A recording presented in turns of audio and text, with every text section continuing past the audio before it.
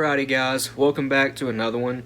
In today's video, we're putting together one of the best 10 gauge buckshot rounds we've ever come up with.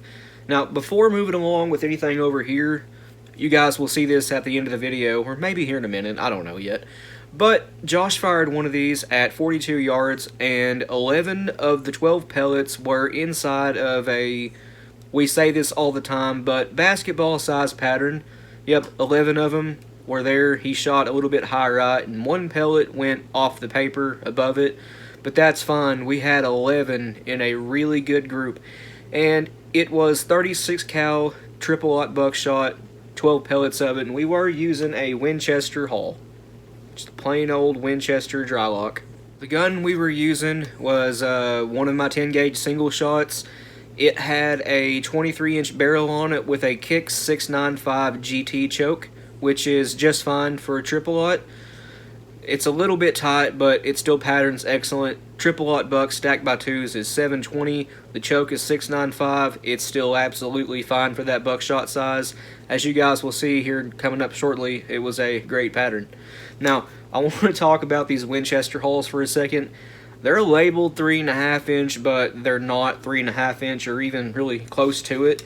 What these are is, well, it's 3.3 inches. I'll do my best to show you here without dropping the hull, but yeah, these are 3.3 inches. Quite a bit shorter than 3.5. They're just barely longer than 3.25 inches. Yeah. Now for comparison, here is a brand new unprimed Remington 3.5 inch 10 gauge shell, and you can see it's clearly a lot longer than the Winchester. These actually measure 3.52, 3.53. They're actually slightly over 3.5 inch, but that's fine. These Winchesters don't have the capacity that a Federal or a Remington has. They're really close to a Shadot, if you guys have ever used Shadot hulls, which is fine. These hulls last about 6, 7, 8 shots depending on powder choice, payload weight, the usual stuff. Yeah, these hulls last quite a while. Not as long as a Remington, but they're alright. So just to save time, I've already got this deprimed and resized. We're going back with a Shadot CX2000. I don't have my 10 gauge press set up today. This one is 12 gauge, that one over there is 16 gauge, so we'll be crimping this, pre-crimping it anyway with the 12 gauge press, and then finishing it with a GOP. Word of advice, guys, whenever you're loading birdshot with your press, which I was earlier, I had this set up in 20 gauge earlier, always make sure that you don't have any pellets stuck down in your primer seating station, or else you'll get stuff like that happening. You see that indent on the primer? Now, quick story, last year, my brother was here and I was talking to him and my wife. I wasn't really paying attention to it, and I was going kind of fast with the press, and I had a primer go off. It was pretty loud, so just watch for that. That being said, I am going to go ahead and load this because that indent is so small that it's not going to affect performance. It looks a lot worse on camera than it actually is. So anyway, moving on, we need 35 grains of long shot, which I have in my Lee Perfect powder measure. I have it set to throw 35 grains of long shot. Now, as for the wad, we need a Remington SP10. If you don't have any of those, that's absolutely fine because Ballistic Products has these BP 1044s. And if you look at them, it's the same height as a Remington SP10. The shot cup is exactly the same height. They have about the same capacity. These pedals are a little bit thicker, so there is not as much room around as an SP10, but still they work just fine. These will hold 36 cal triple aught buck by twos, no problem. So again, if you don't have any SP10s, get the BP 1044 from Ballistic Products. That being said, you will have to use a 1 by 1 inch square piece of paper towel or napkin, something like that, underneath the BP 1044 wad, because these are undersized for 10 gauge, especially in Federal, Winchester, and really bad in Shadot hulls. The Shadots have the largest internal capacity. Remington is the smallest, but yeah, I can't really show it on camera, but there is, the SP10 is a little bit bigger than the BP 1044. So go ahead and get your wad in place. These are actually a good fit in the Winchester holes. Make sure your powder is not rattling. Your wad is all the way down your powder, which this is. Now we need 12 pellets of 36 cal triple aught, and I have them in my jacket pocket. Drop them in there 2 at a time. Make sure they stack evenly. I think you can see them in there. Yep, 12 pellets. So those 12 pellets comes up just below where you need it to for the crimp. So this will need an overshot card, which you need anyway with these Winchester hulls. If you look at the top, these are the kind of hulls that Winchester burns the center of the crimp in to seal it. Yep, you need an overshot card with these regardless if the stack height is too low or not. That's just how it is. I'm not a fan of that. Neither are anyone else that loads these hulls, but it's just how it is. It's a cool feature from the factory. You ain't got to worry about if it's a waterfowl shell, water getting in it, stuff like that. But for a reloader, it's a nuisance. So lead payload weight alone, it's 1.96 ounces, which is just shy of a 2-ounce load. With buffer, it's going to be 2.02 to 2.04, so slightly more than a 2-ounce load.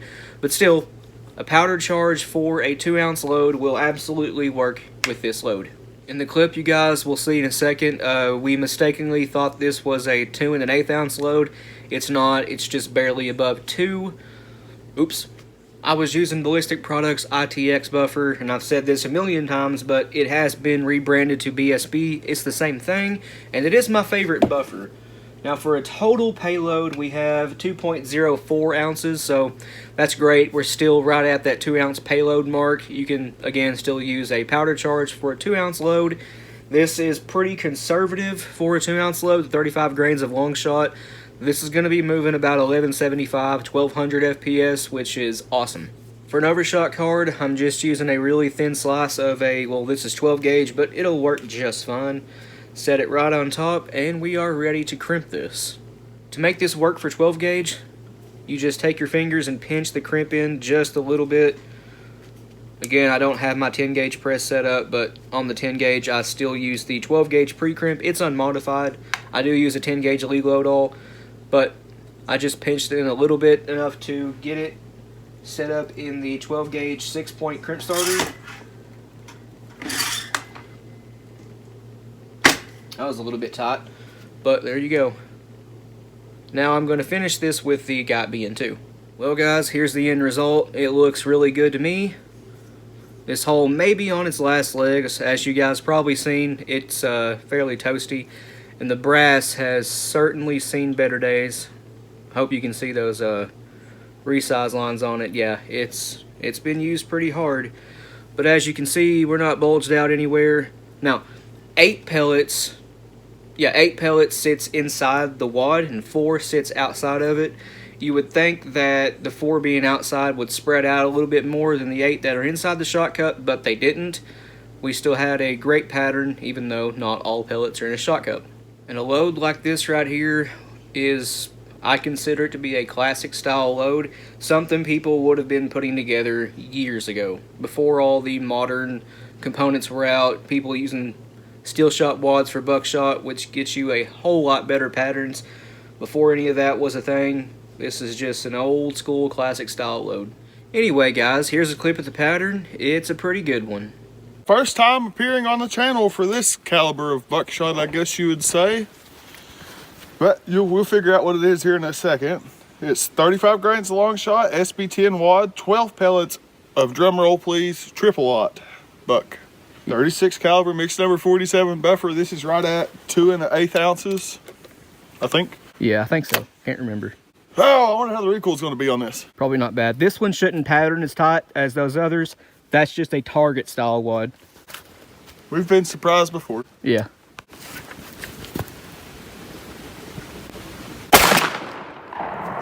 Well, I patterned it a little high, but it's a lot tighter than he's thinking it's going to be. Yep, let me see the hull. That looks actually pretty good.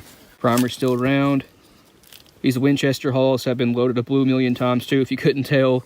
But it all looks great. Let's see how it patterned. I pulled that one because of a bad trigger, but out of the 12 triple aught pellets, we had 11 hit the paper. Their majority's right there, with the exclusion of 4, and I guess the 5th one somewhere. But we've got 1, 2, 3, 4, 5, 6, 7, 8, 9, 10, 11. That's pretty good. 1, 2, 3, 4, 5, 6, 7 of them, or 6 of them anyways, are right there. You can't get 36 cal in a 12 gauge wad, but in a 10 gauge you can, as long as you use a SP10. Trying to see if any of these are doubles. They're not. I can't wait That till one. double. No, it hit No, a slug hole behind slug it. Ah, well. There's 11 out of 12 though.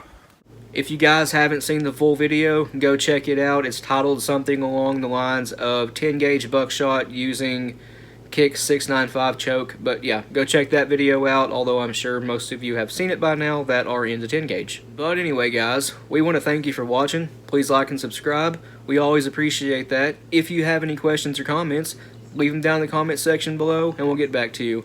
And if you want to, go check out our Patreon. It's as low as $1 a month and you guys get early access to content. A link to that, as well as a link to our Instagram and Rumble accounts, will be in the description below. But other than that, you guys take it easy, and we'll see you in the next one.